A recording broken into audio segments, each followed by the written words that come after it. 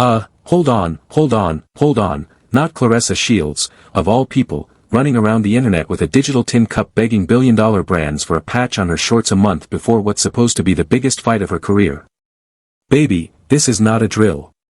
The self-proclaimed face of women's boxing, the woman who tells us every single morning that she is bigger than the program, bigger than the sport, bigger than every promoter, bigger than every rival, Claressa Shields, is now allegedly out here in the DMs like a broke K-Sweat cousin, hunting sponsors like it's duck season.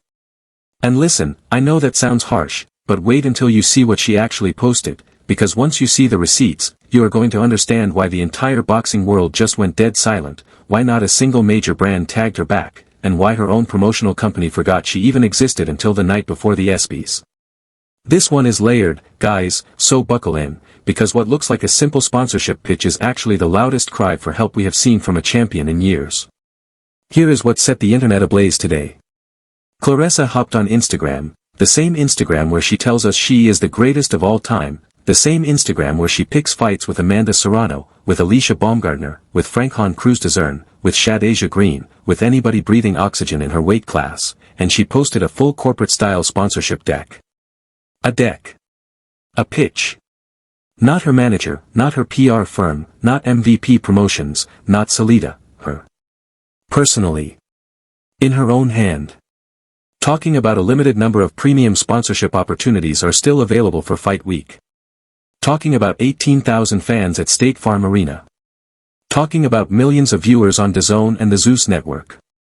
Talking about kit patches, apparel branding, VIP hospitality, meet and greets, and quote-unquote tailored brand integration opportunities. Ma'am. If you were as globally undisputed as you claim, you would not be personally sliding into corporate inboxes 4 weeks out from fight night. That job would already be finished. That job would have been finished 6 months ago.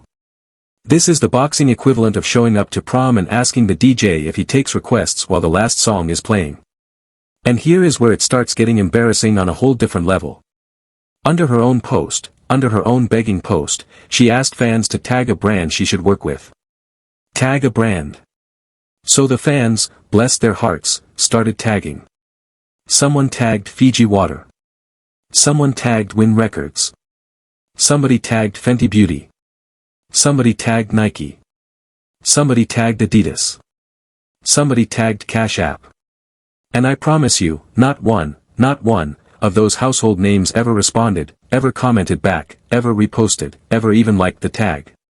Because those brands are not stupid. Those brands have a legal department. Those brands have a compliance office. Those brands know exactly what Claressa Shields has been doing on this internet for the last 12 months, and they are not about to shackle their multi-billion-dollar reputation to a woman who is currently public enemy number 1 in her own sport. So let's back up for a second, because you cannot understand how insane today's begging session is without understanding how Claressa got here in the first place. This is the same Claressa Shields who allegedly got herself platformed with Papoose, a very married man, married to Remy Ma, one of the most beloved women in hip-hop culture, and instead of hiding, instead of denying, instead of doing the bare minimum crisis management, she doubled down. She flaunted it. She flew to Aruba with him. On Remy's birthday, by the way. Remy's birthday. Then came back home like nothing happened, made a few cryptic posts, argued with the internet, laughed at the messengers, dared people to say something to her face, and kept it moving. And you thought household American brands were going to look at that and go, yes, that is the face we want on our next commercial.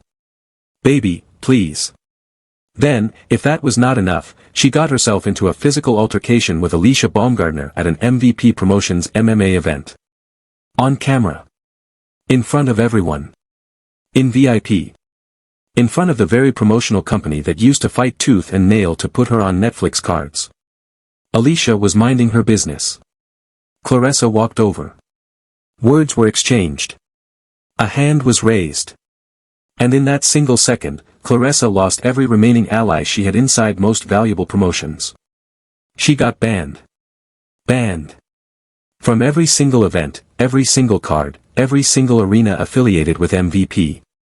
That's Jake Paul's company. That is the biggest women's boxing engine on the planet right now. That is Amanda Serrano's home. That is Katie Taylor's home. That is where the checks are being cut. And Claressa Shields got herself banned from it because she could not keep her hands to herself. And so we arrive at today. Fight night is August 15th at State Farm Arena in Atlanta. She's supposed to be fighting Kay Scott. She's supposed to be selling a middleweight world championship. And instead of the world's biggest sportswear giants beating down her door, instead of Nike calling, instead of Under Armour calling, instead of Gatorade calling, instead of any Tier 1 consumer brand calling, Claressa is on Instagram, personally, asking fans to help her find sponsors. Do you understand how humiliating that is? Do you understand how loud that silence is? Because when Amanda Serrano fights, she does not have to beg. When Katie Taylor fights, she does not have to beg. When Alycia Baumgardner fights, she does not have to beg. Those women wake up to sponsorship offers. Those women turn deals down. Those women have PR firms fielding the inbox. Meanwhile, Claressa Shields, the self-proclaimed GWOAT, is out here in the comments section going, tag a brand for me. Cry for help, guys. Genuine cry for help. But wait, because it gets worse. Somehow it gets worse. Because today is also the night before the ESPYs. Yes, the ESPYs. The biggest awards show in American sports. Claressa is nominated. Again. She won Best Boxer back in 2023, a huge moment, a legitimately historic moment, the first woman to ever take that specific trophy, and now she is up for it again. And you know what her promotional company, Salita Promotions, did about this nomination for the entire voting window? Nothing. Absolutely nothing. 0 posts. 0 campaigns. 0 pushes. 0 reminders. 0 stories on Instagram. 0 tweets. 0 TikToks. Nothing on Facebook. Nothing on Snapchat. Nothing on the podcast circuit. Nothing anywhere. And then, tonight, the night before the actual ceremony, when polls are basically closed and the trophy is already engraved, Salita finally wakes up and posts a single, half-hearted graphic saying, officially an ESPYs nominee once again, vote now, link in bio. 1 post. 1. The night before. After weeks of silence. Ma'am, what are we doing here? What are we doing? Because if this were MVP Promotions, we would have gotten a countdown clock. We would have gotten daily reminders. We would have gotten Jake Paul himself yelling into a camera at us to go vote. We would have gotten Amanda Serrano posting stories.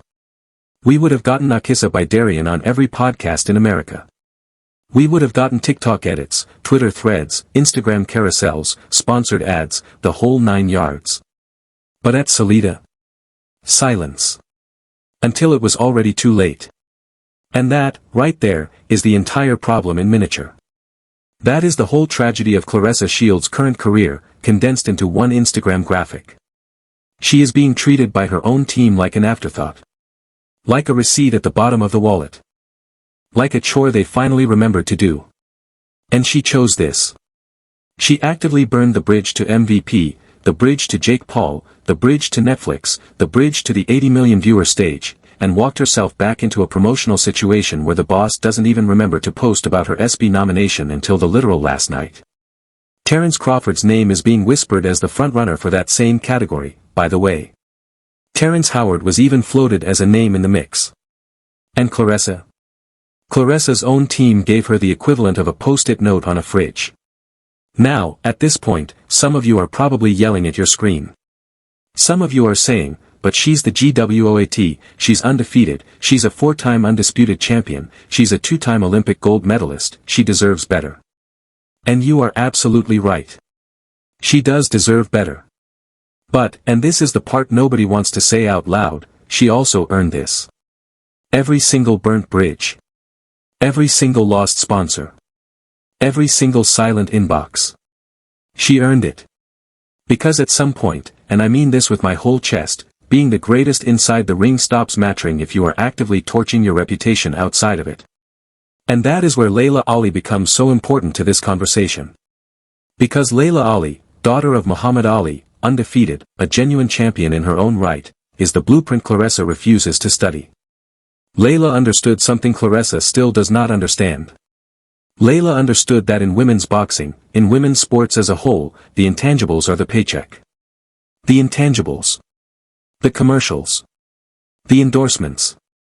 The Wheaties box. The Nike campaign. The Gatorade spot. The talk show appearances. The Hollywood pivot. The scripted television offers. That's where the generational money lives. The purse from a single fight is a rounding error compared to what a proper endorsement portfolio can do for a champion's family across a lifetime. Leila knew that. Leila played that. Leila protected her image with the same discipline she protected her chin. And when Leila Ali gently, respectfully, tried to mentor Claressa, tried to tell her about weight discipline, about media training, about the way you have to carry yourself if you want brands to sign the check, what did Claressa do? Claressa took it as an insult. Claressa lashed out. Claressa turned the mentor into an enemy. And in the process, Claressa slammed the door on the exact playbook that could have saved her career off the canvas. So of course we are here. Of course Nike is not calling. Of course Adidas is not calling. Of course Fenty Beauty is not calling. Of course Cash App is not calling. Because Cash App is not putting its logo next to a woman who is currently entangled with a married man and got herself banned from the biggest promotional company in her own sport in the same calendar year. That is not a Cash App problem. That is not a Nike problem. That is not a discrimination problem. That is a Claressa Shields problem. Now, let's break down what a sponsor actually evaluates when a fighter's team pitches them a patch on a uniform, because a lot of people watching this genuinely don't know how this works. A brand looks at three things. Reach, how many eyeballs will see the logo? Alignment, does the athlete's public brand match ours? And risk, is this athlete a walking legal exposure that could blow up in our face at any moment? Claressa still has reach. Give her that. Boxing fans still tune in when she headlines. DAZN still cuts the check. Zeus Network still puts her on cards. She has reach. But alignment? Alignment is dead. Because a family brand like Gatorade is not aligning itself with somebody who just made headlines for being an alleged mistress. And risk? Risk is off the charts. Because every single week, Claressa is doing something new. New feud. New call-out. New Twitter meltdown. New Instagram live. New confrontation. New petition. There are literal petitions going around asking for her boxing license to be reviewed. Petitions. Actual petitions with actual signatures. Do you know how bad it has to get for the general public to draft an actual petition asking for a fighter to sit down? And that is exactly what Cancel Claressa Shields has turned into, a movement. A real movement. With momentum. With signatures. With a hashtag. With reposts. With follow-through. It might not pull her license. Fine. Probably won't. But that is not the point. The point is that a critical mass of the sports-watching public looked at Claressa's behavior over the last 12 months and decided, collectively, that enough was enough. And every brand's marketing department is watching that number climb. Every brand's crisis team has a folder open on her name. Every brand's social listening dashboard is flashing red. And they are all making the same call in the same conference room, pass. Pass. Pass. Pass. Which brings us to the press conference. Oh, the press conference. Let's talk about the press conference for a second because this is the part that should have set off every alarm inside her camp, and somehow it didn't. When Claressa Shields and her team announced this Atlanta fight against K. Scott, they held a press conference. A real one.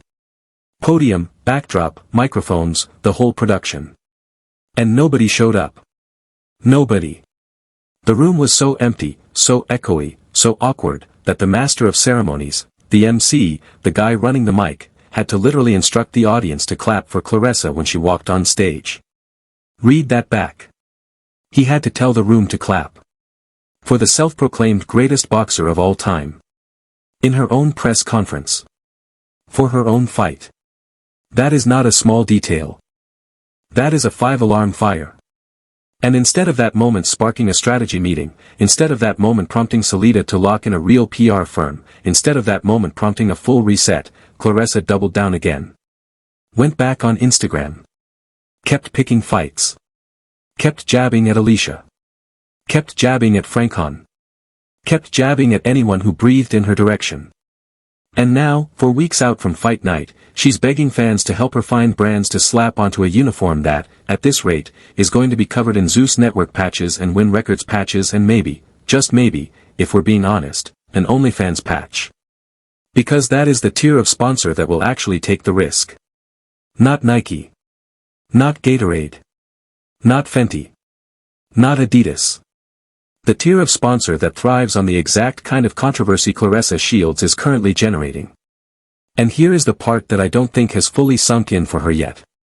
Behind the scenes, and this is where the game gets truly dirty, MVP Promotions almost certainly is not going to sit still while a rival's fight card gets sponsored.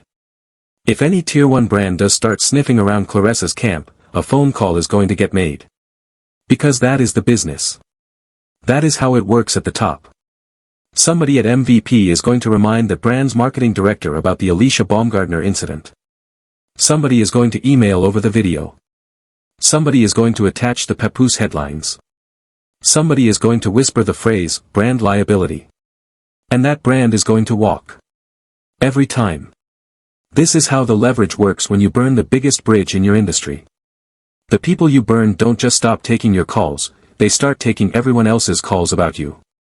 And that is the tax Claressa is paying right now in real time, whether she can see it or not. Meanwhile, what is Salita doing? Where is her promotional company in all of this? Where is the PR firm? Where is the manager? Where is the strategist? Where is the crisis team? Because if the greatest female boxer alive is personally posting a sponsorship deck on Instagram, that means every single person around her has already failed her. That means the entire infrastructure that is supposed to protect a champion has collapsed. And she is standing in the rubble by herself, holding a hat out, hoping fans in the comments can conjure Nike out of thin air by tagging them enough times. It's not going to work. It has never worked. It is never going to work.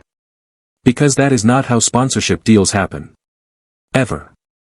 In the history of professional sports. The undercard tells you everything you need to know about the state of this fight, by the way. Because when Claressa couldn't secure enough drawing power to sell the Atlanta gate on her name alone, she quietly crawled back to the Zeus network. Zeus. Not DAZN, not ESPN, not HBO, not Showtime, not Netflix, Zeus. Ray J's Zeus. And the undercard is stacked with Zeus network baddies. Reality TV crossovers. Content creators. Which is fine. Zeus knows its audience. Zeus fills its arenas. Zeus is running a real business. But that is not the undercard of a mainstream, universally respected, 4-time undisputed world champion. That is the undercard of a woman who needs the reality TV pipeline to fill 18,000 seats because her name alone couldn't do it. And she agreed to that. She signed off on that.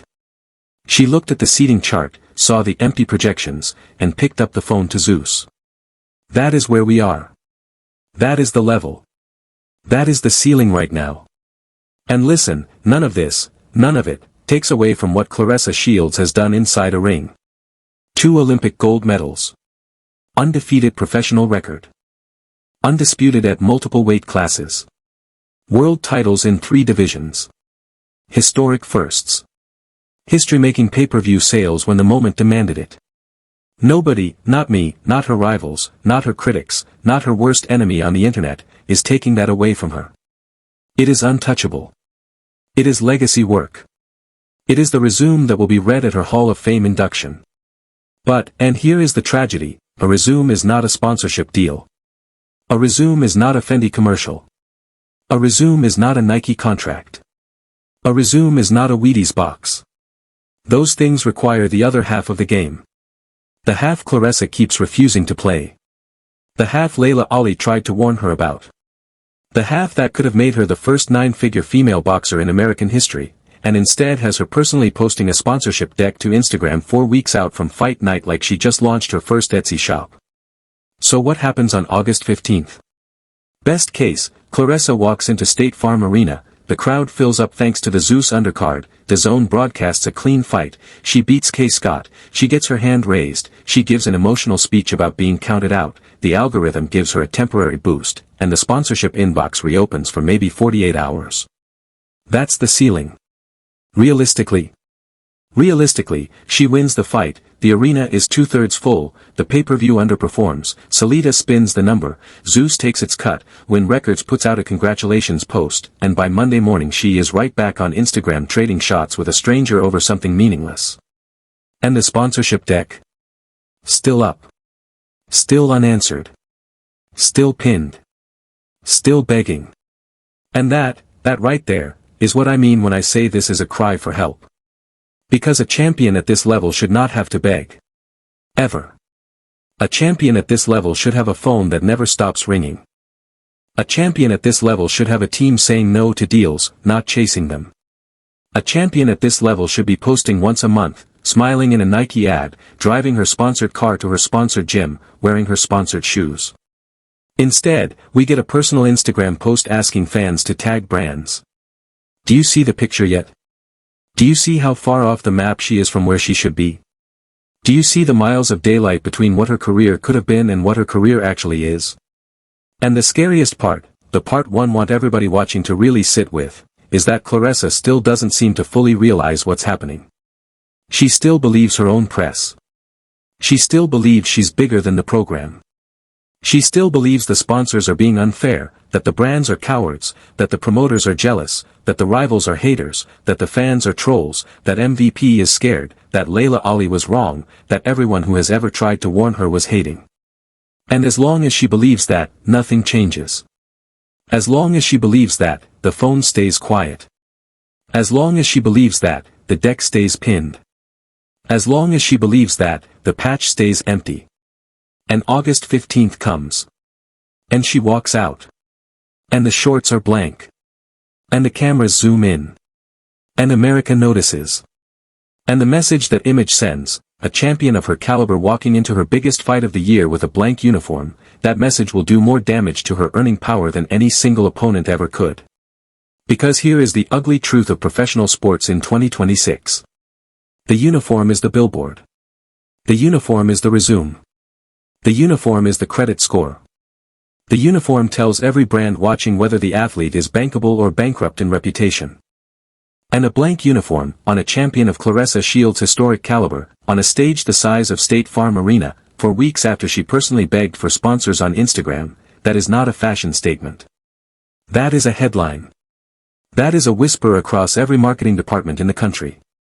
That is a case study every sports business school is going to run for the next decade. And it is entirely, 100%, avoidable. So let me ask y'all what I really came here to ask. Is Claressa Shields still salvageable? Is there a version of this story where she stops, resets, hires a real PR firm, publicly apologizes to the people she needs to apologize to, distances herself from the Papoose situation, and rebuilds her image the way Leila Ali would have rebuilt it? Is there a redemption arc still on the table? Or has she burned so many bridges, alienated so many allies, insulted so many potential mentors, and torched so many opportunities that the ship has already sailed and we are just watching the credits roll on what should have been the greatest women's boxing career in American history? I want your honest opinion. Not sugar-coated. Not soft. Honest. Because the internet has been talking around this question for months and it's time we asked it out loud. And listen, if you saw the same Instagram post today that I saw, if you scrolled through those tags, if you noticed how not a single major brand replied, you already know how this ends. But I want to hear how you see it. Drop it in the comments. Tag the friend who called this months ago.